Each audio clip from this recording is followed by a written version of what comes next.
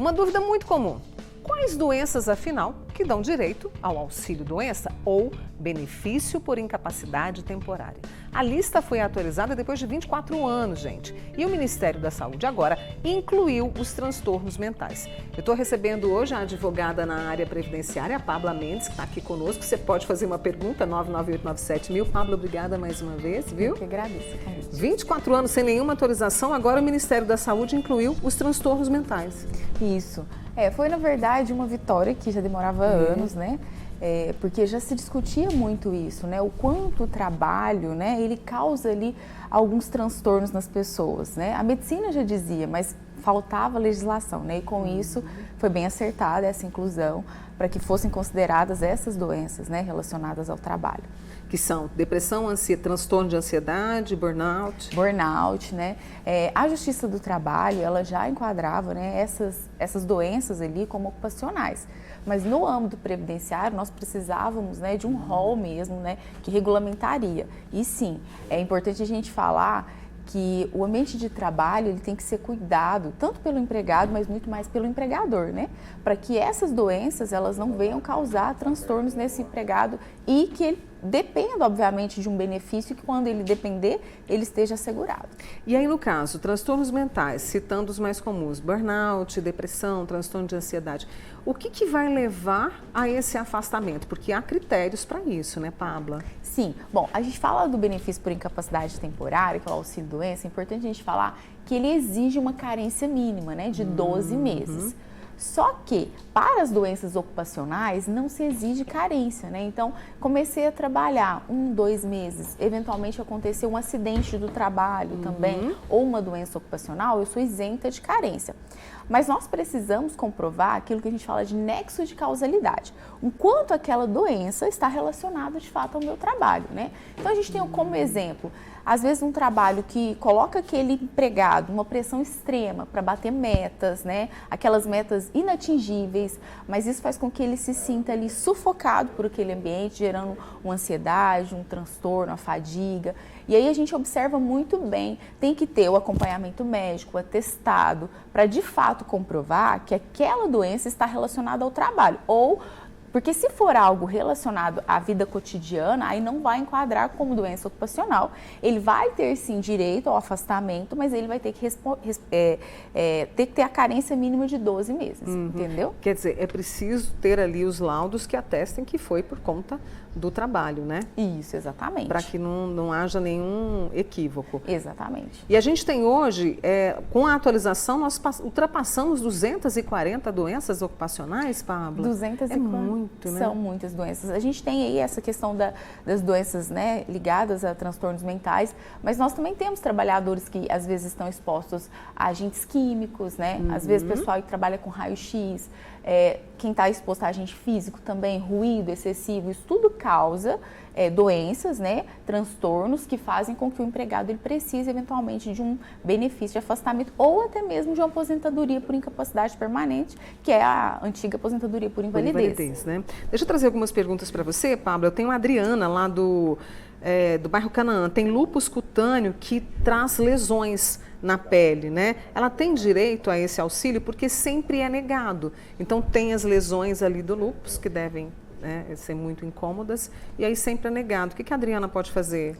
Então, é bom a gente deixar sempre claro que não é uma determinada doença que dá direito ao afastamento. Nós listamos aqui as doenças ocupacionais, Sim. que está, né, no rol das doenças já estipuladas pelo próprio INSS, pelo próprio Ministério da Saúde.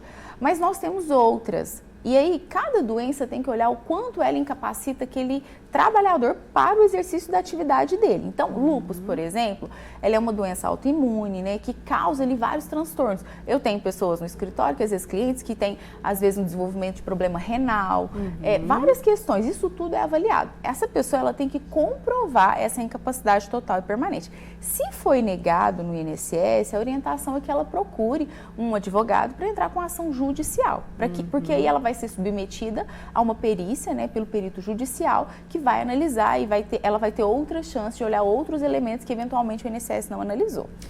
A pergunta de uma mãe que está muito preocupada, que eu vou ver o nome dela já já, a filha dela tem 18 anos e tem um problema de coração gravíssimo. Provavelmente vai ter que passar por um transplante de coração.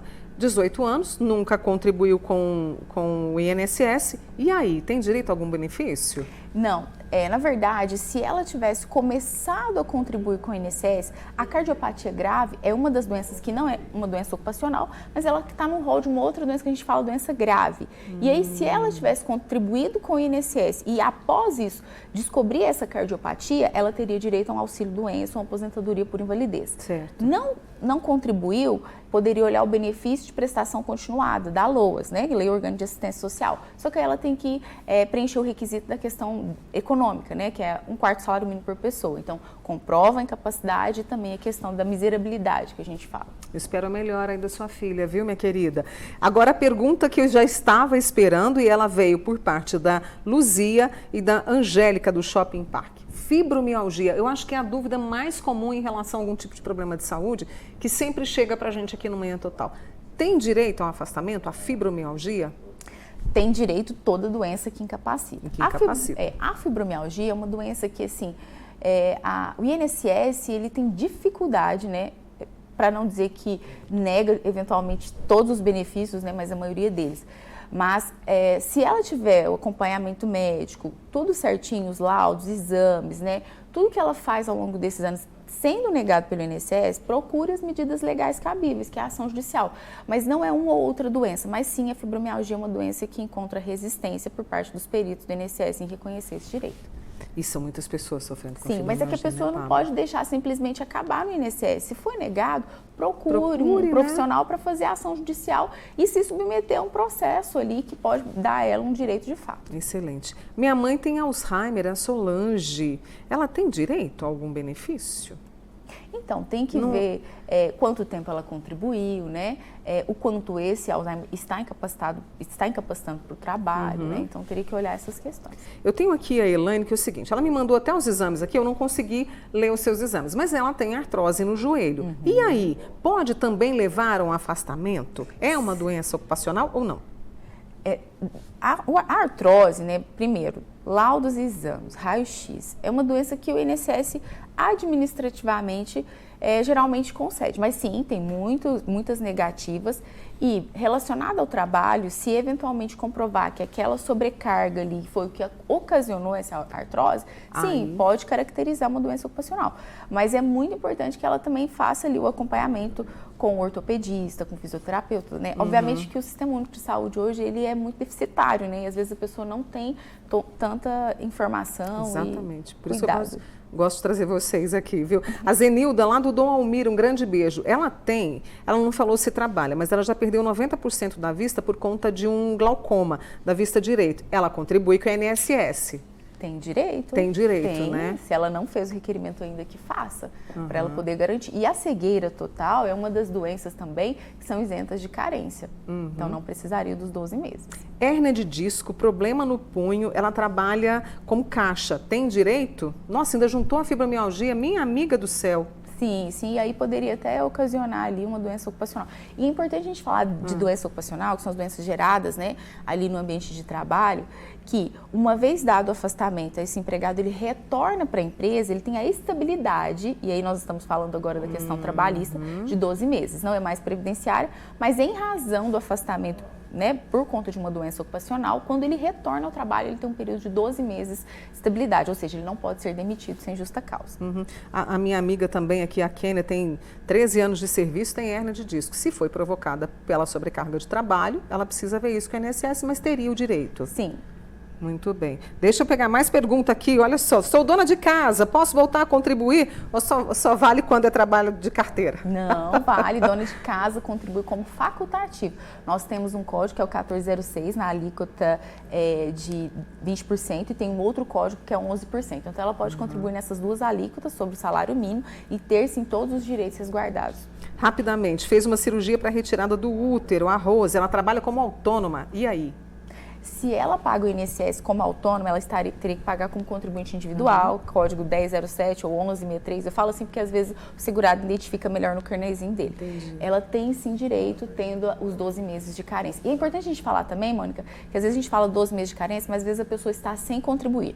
Se ela pagou 12 meses, está a menos de 12 meses sem contribuir e precisou de um benefício, ela está no que a gente chama qualidade de segurado. E ela também pode usufruir desse direito. Essa é a Pabla Mendes, nossa advogada especialista na área previdenciária, aparecendo com a gente aqui hoje, trazendo todos os pareceres aí, né, diante dessas dúvidas comuns. Obrigada, viu, Pabla? Eu Boa que agradeço. semana, viu?